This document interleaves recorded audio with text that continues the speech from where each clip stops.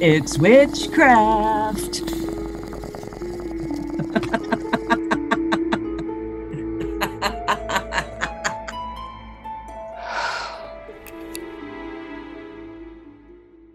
Hi, and welcome to the Solarium, Chelle and Layla's herb-filled, sun-drenched sanctuary, where they put away their pointy hats, put their basomes aside, and lay their cursing fingers on the table. I don't know what that means. And use their cursing fingers for better uses like rolling magical joints or stirring delicious tea. And today, in the Solarium, we have a very large stack of books and oracle cards, all a little on the dark side. I'm Layla, and welcome to the Solarium. And I'm Chelle, and I have the biggest surprise for you folks ever tonight. For you longtime listeners, you know I'm not a fan of Oracle decks. I don't know why. We've talked about it before. I'm sure that you can go back and listen and find out my distaste for them. But have I got a shocker for you tonight? One of the things we're going to talk about is an Oracle deck that actually caught my fancy. Can it be so? Well, this spooky season is full of surprises. And before we get any further, we would like to thank Red Wheel Wiser for supplying us with the books and the decks that we'll be going over tonight. So thank you very much for those. By the way, shout out to Aaron at Red Wheel. We love you. Seriously. Seriously. It is definitely almost Samhain, almost Halloween, and it is freaking cold out. And I don't know if I love You it. don't even know. The Northeast is one chilly place come this time of year. It's like it's 80 one day and then like 59 the next. Gee, Shell, why you sick? I don't know. Yeah, I've kind of felt bad for you because I know you don't deal well with the cold and the damp, and it's been pretty damn cold and damp there in Salem. And it's been pretty peoply, right? Oh, sweet Jesus, is it peoply? You know, you and I, believe it or not, folks, Layla and I are kind of hermity people, and Us? Never. half the planet is in Salem, Massachusetts right now, and the other half of the planet will be here in the next however many days before Samhain. But I will say, as much as it makes me not feel good and has kind of given me an earache like I'm four, we have gotten more rain in 24 hours than we have gotten all summer, and that is much needed. So we thank the goddess for that, but could it have happened when it was warmer? Jeez. Yeah. Well, everybody likes to go to Salem around Sound because it is really fun to be with that many other people who are witchy minded. Even if they're not witches, they at least are there. They're interested in the history, they're interested in seeing witches wandering around. I am obligated to give a little PSA for this right now, folks. Come to Salem, enjoy Salem, see our sights, eat our food. But for the love of all things holy, please remember some of us live here, some of us work here, and some of us need to park here for work. I don't want to go to work downtown, but I need to. And for that to happen, I need to park my car. So remember, have fun here, do your due, be a witch as much as you can here, but remember that there are people who do have to live and work here. All right, I'm going to say this. And when I say it, just please keep in mind that I have the memory of a turtle. But I saw something that said that there's like 800 parking spots in downtown Salem and 10,000 people come every hour or some bullshit. That is an absolute fact, an absolute fact, an absolute Yeah, fact. see, I probably remember those numbers exactly right. But yeah, it's some astronomical difference of the number of parking spots and the number of people that are trying to get there. So they have all sorts of public transportation. Use it. Take the train and remember, be polite. We live and work there. All right, Shell. We need to come up with some amazing costumes. And then next year, You know what I tell my sweet love? I'm just uh, dressing up as a witch this year. hey, I dressed up like that as last year. But like, I haven't even seen cloaks yet. What? Not a damn cloak. Okay, you all are slacking. I need you all to dress up. If you're going to Salem, park somewhere else. And please, for the love of all that's holy, dress up. Wear a cloak. Or a Please. cooler witch hat. I mean, I love those little wool ones as much as anyone else, You but there's own one, cooler don't ones out. I? I do. I do. Like I said, I love them as much as everyone else does. I mean, I have like Where's that big black, 72 different where's that big hats. black pointy hat? That's right. Wear something extravagant. Go all out. But yeah, no, you can't, like, they're even closing street. Like, you can't move in this town right now, but not a damn soul has a costume on. I can't even take For it. shame. Can't For even take it. shame. Your witchy ancestors would be disappointed. My work outfits are more of a dress up than these people, okay? Oh my goodness. All right. Well, Back to the loot. let's start with the Wanderer's Tarot. I love tarot. I think we should definitely give this a minute. But I cut you off, so tell the people who's this deck by and This give is us the the heat. Wanderer's Tarot, and it is by Casey Zabala. And we did go over their Oracle deck not too long ago. The first thing you'll notice is this deck is entirely in black and white, and it almost looks like it has been etched in, like those scratch off boards. So it's very simplistic, much like Casey's Oracle deck. Very simplistic line drawings, but very oddly deep. But it does have one thing that you dislike. Yeah, it's got that silver gilding on the edges. I mean, it looks sharp. It's a good sized black and white simplistic deck, and the black is very solid and shiny, and the color goes to the edges. And then you've got this silver gilding. So, it's flashy. I just don't think the gilding's very practical. I love it, and you want to know why? And Why's that? I'm generally not a gilding lover. First of all, love the cards. I love the black and white. And when you It's are very looking at them, striking. that edging makes it look like they have glitter on them. And I love You glitter. do love glitter, and they do look very glittery. Yeah, the cards are very, very striking. The images are etched in white on black, and there's a very simple straight line white border, very, very thin line. So you've got the black edge to edge. But that thin border is only on the minor arcana. It is not on the major arcana. Yeah, the major arcana is just picture and black.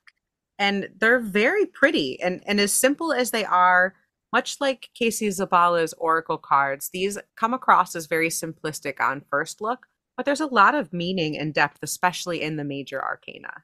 There's this one card that really strikes me. If you could shuffle two, look at the Ace of Moons, Layla. This Holy shit. No, you did not just say that. rewind the feed. I did. Ace of Moons. Set I this card right opened here. my Hold on. deck. I literally just cut my deck and cut to this card. You fucking shitting me. I am not. It's the Ace of Moons. Like, I didn't even count or do anything. You said open your deck to Ace of Moons. And so I did, literally to the Ace of Moons. That's wild. Anyway, Oh. Well, I was gonna tell you how striking and poignant I thought it was, but I didn't know that was gonna happen. that's pretty wild. I'm actually going to, because I like to look up what authors say about cards, even though I have my own Yes, meanings. I am going to see what she says that what they say the Ace of Moons is. But isn't that card striking aside it from how creepy is. that just was? The aces are very, very pretty. Now, the suit cards, the pip cards, are relatively simplistic, except for the aces. The aces have a lot more character to them. But like there's the six of feathers, and it's six feathers hanging like on a clothesline over a witch hat. How cute is that? I love that. So they do have different suits. You know what's different about this? It comes with like a booklet per se, but you don't get card meanings. It tells you the suit meanings and the things like that, the court cards and numerology, but you're not getting a card for card meaning from this deck book. Right. What you get instead is an actual fold out poster Yeah. that has the different suits on it. And it has to know air, which is they have like knives or swords. And then to will, which is fire, which is the feathers, which seems so backwards to me. To dare is water, which is like moons. And to be silent, which is earth, which they have as crystals. I need to tell you something I just in the moment realized I don't like about this deck. What's that? Have you been touching it and picking it up and moving it Yeah. around in your hands? Look at your Yeah. hands. Look at your hands. Am I glittery? You are. The glitter is already, my hands are covered with glitter from touching the deck. So that's going to get into everything. The one thing I don't like about this deck is it can be a little bit hard to see what number of the pip cards you're looking at. Yeah, I noticed that. Yeah. So it can be a little bit hard to tell what card you're looking at. But, that's okay. That's part of the fun of exploring a new tarot deck is checking out what the new meanings are, what the new images are, and how that resonates you. But I would not recommend this for a beginner tarot reader. I would not either, and part of it is because of how the numbers and some of the this symbolism I find simple yet very deep, if that makes I do as sense. well. Yes, same. It's not fluffy. It is not fluffy. It's very pretty, very simplistic, but I also find it oddly deep. Maybe partly because it's so simplistic, I can riff off of it and go a little deeper with it. Maybe, I'm not sure, but the images are very interesting and I like the art. I like the art style. It's a very pretty deck. Probably not one I would use because I am very picky on that. So, definitely not nothing to take personal, but I will say as much as I love glitter, I don't like it rubbing off the very, I haven't touched these cards more than a handful of times. And just tonight, I'm like covered in it. I like this box. It's more like a cigar box or some type of jewel box. It just has a little opening and it just fits the cards and the pamphlet thing that it comes with. I probably would not use this deck on a regular basis, but it is very striking and very pretty. I would definitely use it sometimes for daily card pulls. It has a purpose. It has It a does. purpose. And I might pull it out, if I have a group of friends together, just because it's interesting and different. I'd call this a special occasion deck. Definitely a special occasion deck. Very pretty. All right, so the next deck we have is actually an Oracle deck. And since this is the only Oracle deck we have for this episode, I'm guessing this is the one you like. Who'd have thunk it? Because the only other Oracle deck I've ever really gotten into was the Goddess Oracle, and that's the version from like the late 80s, early 90s. I don't know. Maybe I'm just such a tarot person. I can't vibe with the style. I don't know what it is. So I kind of went into this with a bad attitude. I opened my box from Red Wheelwiser and I was like, oh, an oracle. I like to surprise Shell with what she's going to get. She doesn't always tell me. I don't always get a say. And so I'm like, all right, I know how this is going to go. I'm going to open it. I'll look at it, play with it for a minute and then tell everybody how I don't like it because it's an oracle deck. Well, well, well, to my surprise, people, if you are going to ever get an oracle deck, I think you should get this. Let me tell you why I feel this way. And this is called the Untamed Spirit Animal Oracle. And this is by Francesca Matteoni and illustrated by Rocco Lombardi. I probably didn't say those names perfect, but we know how I am. But yeah, Untamed Spirit Animal Oracle, Wisdom from the Wild Within. This is different because it's completely an animal deck. And I do look at connecting with animal spirit different than tarot. You know what I mean? It's almost like how there's ancestor cards. Ancestor cards are different than tarot because you're doing something different. But so it's almost like if you were trying to connect with an animal spirit, I could see a use for these if you were trying to maybe find your animal. You know what I'm saying? Right. You and I have had a conversation recently. I keep seeing a particular type animal around me and around my homestead that is not necessarily normal for these parts. And I have actually started to look at the card in this deck that relates to that. And, as an overall oracle to like do whatever, like the things you would do with tarot, probably not. No, not for me anyway. But as a animal spirit connection, trying to get with that animal connection, fuck yeah, man, I love this. Now, these cards are skinnier. They're about the size of regular playing cards, but longer, I would say. They're like, I'd say just a tiny bit fatter than a normal sized tarot card. They're kind of a cream colored cardstock. I like the cardstock. It's very nice. It's a good thickness. It feels good. This is a 50 card deck, by the way. On the back, it looks like peacock feathers. Which I love. It's very, very pretty. These are also very simple. I think these were drawn on that scratch art, where you kind of like scratch away the wax to the color underneath. And the artist said that they kind of did that and just let the animal come out the way that it was just going to come out. But the other thing I do like about these cards as well, because, we're not all familiar with all the attributes of, say, 50 random animals, bugs, mammals, fishies, whatever the case may be. So They have each card has like two keywords at the bottom. So, like, say for instance, I just picked out the owl card, and at the bottom it says vision and silence. So it kind of gives you two like keywords or two prompting words that you can kind of meditate with or kind of visualize with as you're looking at the card, whatever you're doing with the card. I do like that. I have a love-hate relationship with those, mostly hate, Why? if I'm honest. Why? Because I find when I was using these cards, at first I thought, oh, great, there's keywords on them. But as always happens, anytime I use an Oracle deck or a tarot deck that has words on it, that's all I can see. As soon as I put it down and I see the badger and it says determination, mental energy, I can't get beyond that. Like, that's what that card means, is determination and mental energy. It doesn't give me, in my opinion, when I do it, I just get so stuck on those keywords that I can't let it mean anything else, or I can't let it be more nuanced than that. You know what I'm saying? So I just get distracted, I think. And then the way I look at it is I kind of like I see like this owl card, he's kind of there's a big moon behind him and kind of like a weedy, leafy field and maybe some clouds in the background. So yes, it says, vision and silence, but I also kind of see that sacred knowledge and mystery and, Yeah, the pictures are nice. They're very nice pictures, and you can see that there. Honestly, what I might do with these, magpie 'em. cut off the bottom. If you would have said that to me 20, 30 years ago, I would have dropped dead where I stand.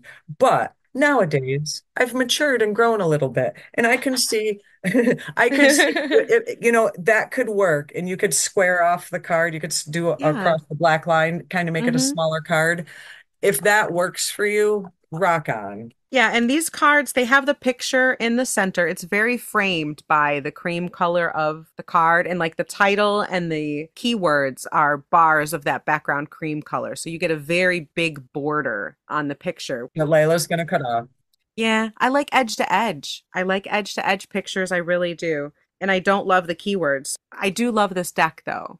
It feels a lot to me like an expanded, like a 50 card version of the 33 card Druid Animal Oracle. And I have that, and I haven't pulled that out in a good many years, and I do have that. And when I saw this, it did kind of remind me of that. The Druid Animal Oracle came out in the 90s, and I just recently got another copy of it. I'm very happy with.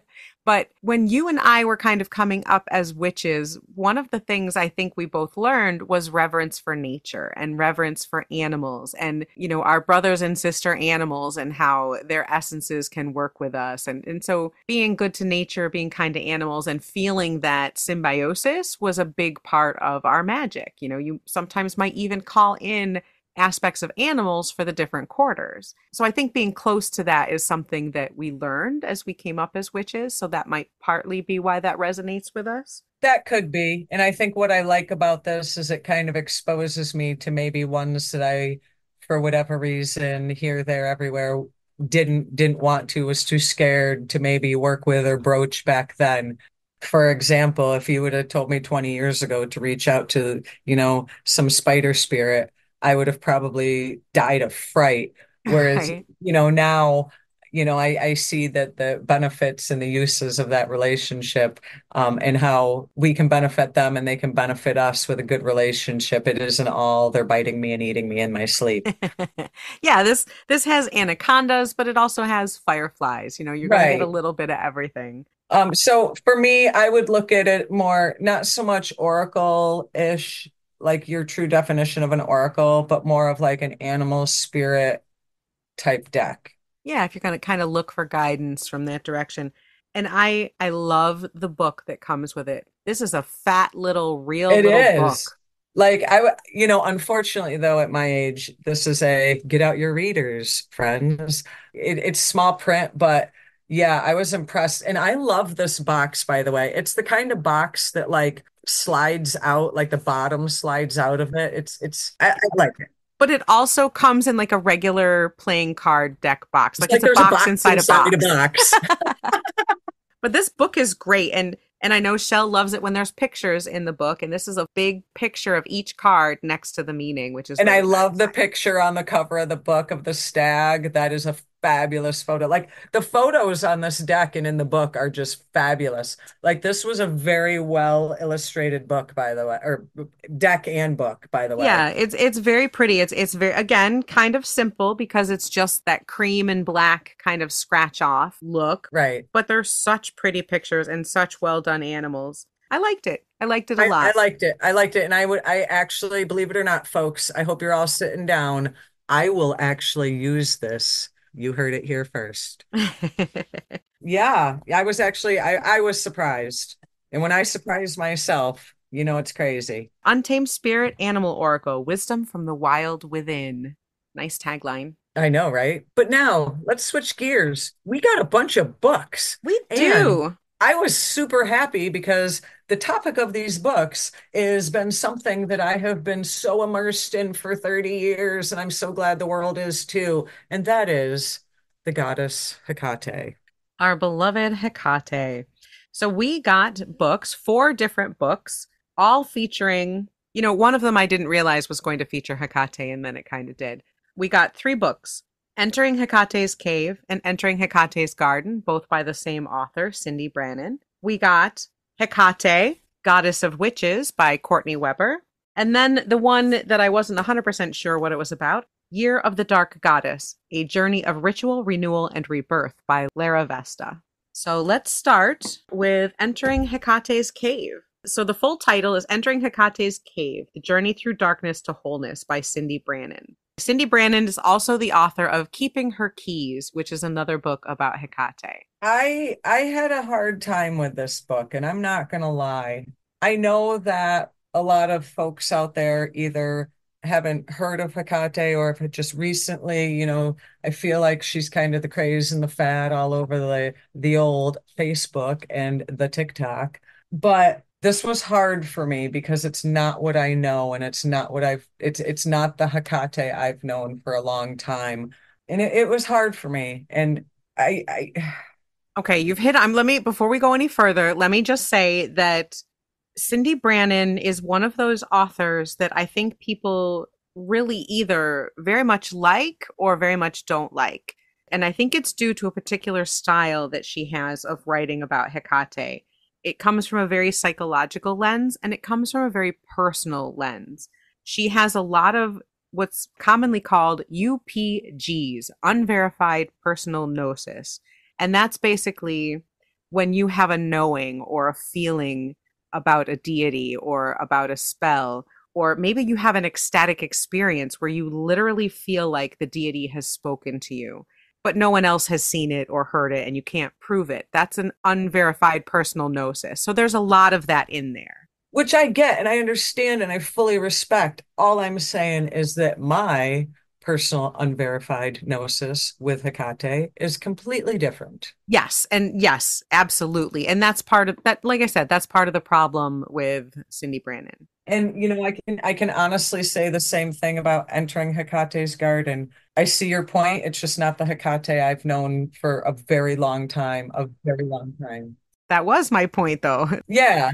I don't know. What do you think about Entering Hecate's Garden? I mean, So, well, entering Hecate's cave is basically a shadow journey. As you go through this book, you will learn about Hecate from Cyndi Brannen's point of view, and there's some good stuff in here, and there's definitely, there's some really great stuff about healing, about working through darkness, about working through difficulty, and having Hecate with you through that. So I can see where people would find a lot of value from entering Hecate's cave.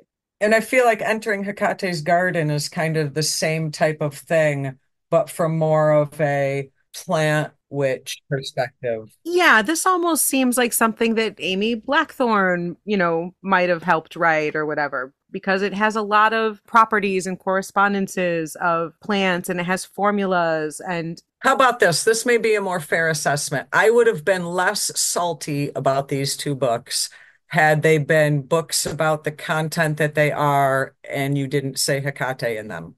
oh, okay. Yeah, so I guess so basically what you're saying is entering Hecate's cave, you would have preferred if they had left her personal version of Hecate out of it and kept it more as a Journey. magical shadow workbook. If they would have started the type, entering the cave, a journey through darkness and wholeness, I'm all for it. Rock on. Or the magic, medicine, and mystery of the plant spirit witchcraft. I'd even go out and buy that. But the part, I guess it's all the Hecate stuff that kind of just, Is there anything in particular about Hecate that you can put your finger on that you didn't like? I'm not sure I am all for. Where am I? I am in Entering Hecate's Garden, where she talks about the three worlds.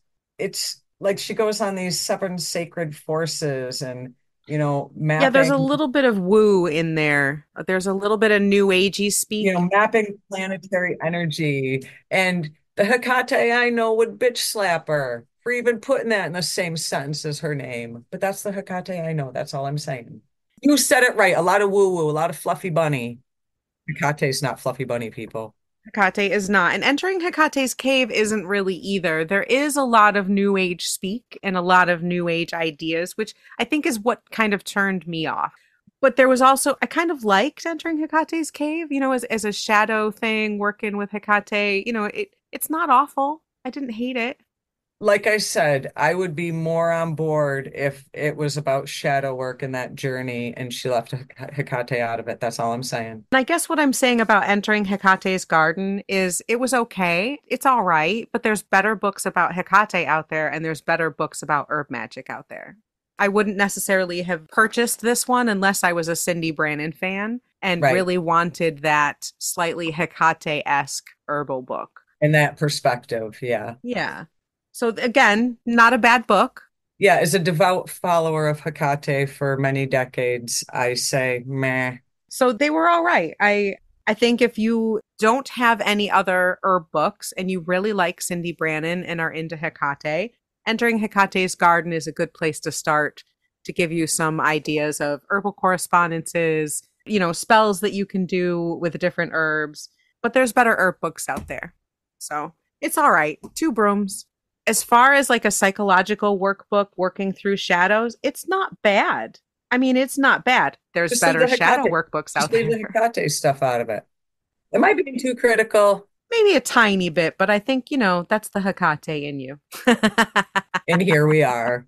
But yeah, it's just a little new agey for me, I think. It just had a little too much. Both of these books had a little too much of a new age edge for me. But I thought they were okay. Two brooms. Now, recently, when Layla and I were together and we had a awesome in-person experience with a bunch of our listeners, shout out to Central New York.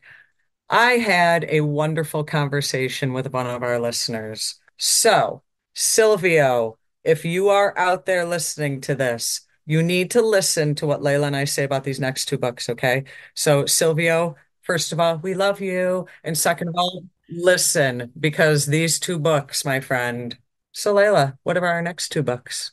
Our next two books, actually, we had a hard time determining which of these we absolutely loved more.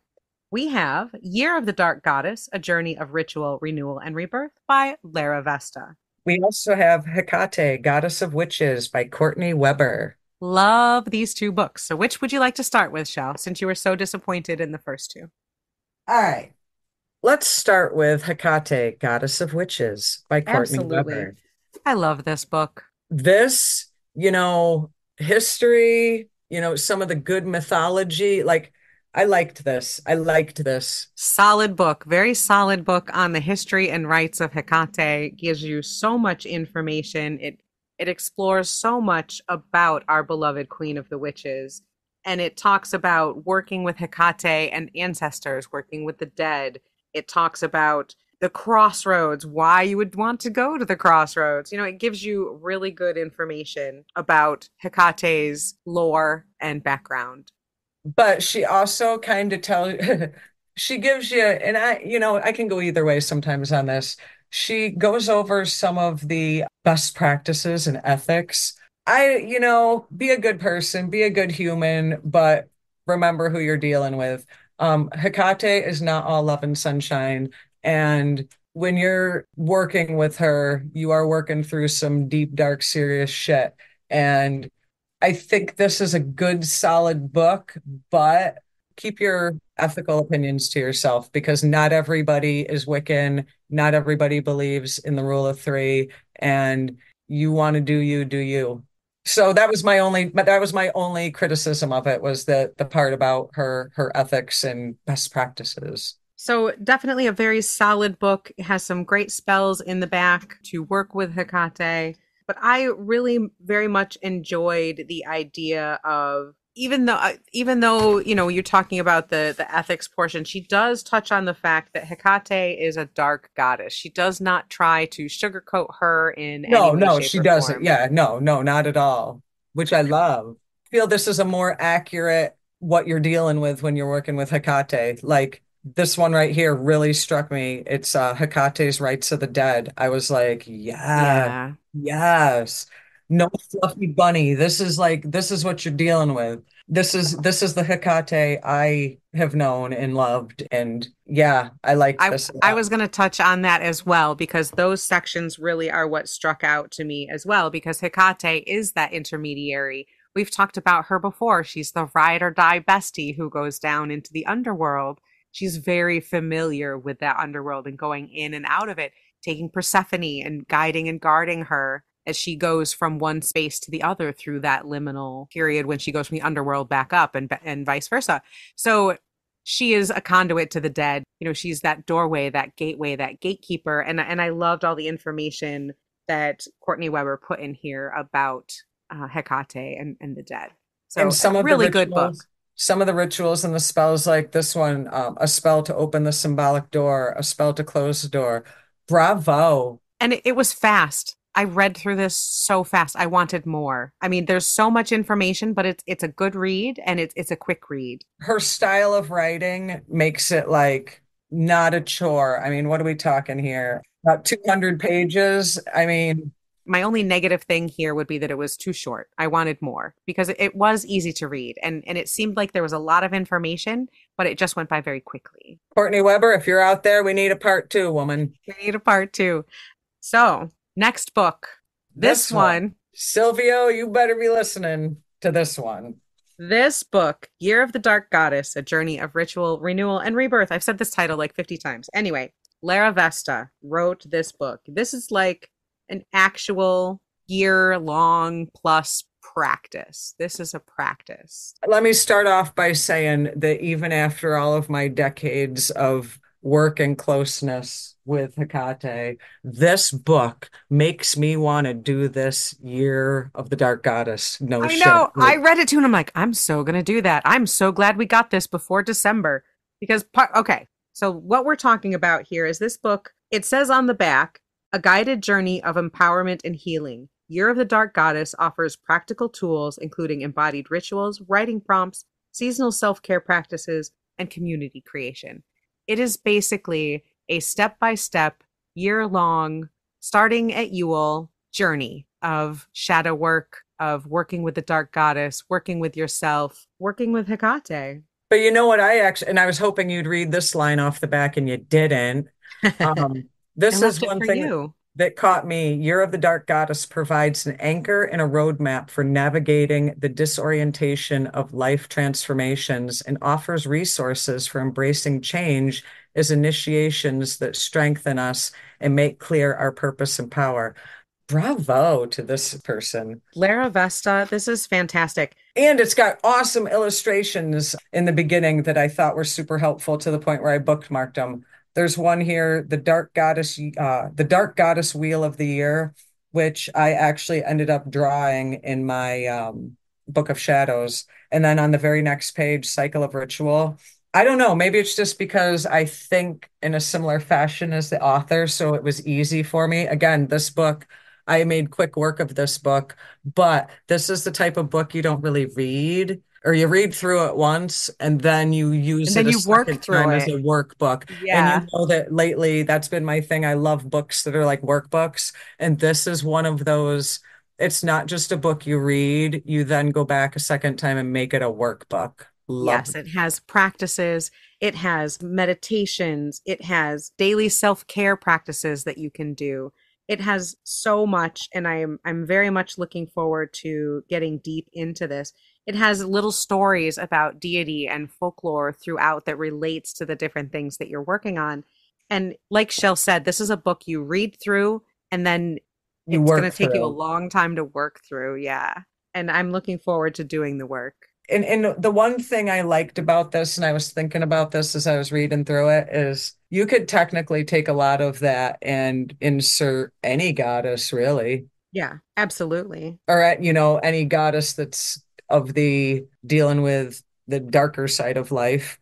She does mention Persephone and Core in here and stuff, but say you kind of jive more with the Morrigan, you could even swap the Morrigan out with. I just think this is a damn good book, and it could be used in a lot of different ways. And there's a lot of journaling, and you know how much I I love saw that. that. I saw that. There's a lot of letter writing. She talks about it as letter writing in a lot of these sections. Yeah, I read it as journaling. You'll go through, you journal, you have workshops you should do that she talks about anchoring the day with certain little rituals. Take a flower bath. How can you hate someone who's telling you to take a flower bath? Right? Seriously. And for each holiday, there's different things that you do. She breaks this down quarterly and seasonally. It's just a really good workbook. This one I am so excited to get into. It just seems to be well researched. The information is solid. It's got a lot of information and excellent, excellent workbook to connect with your own dark goddess. I'd go so far as saying five brooms. Oh, hell yeah. Easily 5 brooms up. 5 brooms, Lara Vesta. So, Silvio, get the Year of the Dark Goddess. I'm just saying. Yes, definitely. And also very much love Hecate, Goddess of Witches by Courtney Weber. And we didn't have any books by this author, but Sarita Diesti is a phenomenal author on Hecate. I guess the thing that I really want to make sure, because we did have a couple fluffy books and a couple, darker books.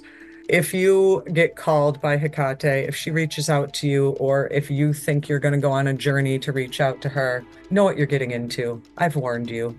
Yeah, that's an excellent advice for any dark deity. If you're if a dark deity is calling to you, if you feel very attracted to a dark deity, it usually means that you're working through About something. to get real. Right? That life is about to get very, very interesting. In a hard-working, crying kind of way. That's right. That's right. Be prepared to do the work. Be prepared to put in the time. And be prepared to be in the fetal position crying. Right.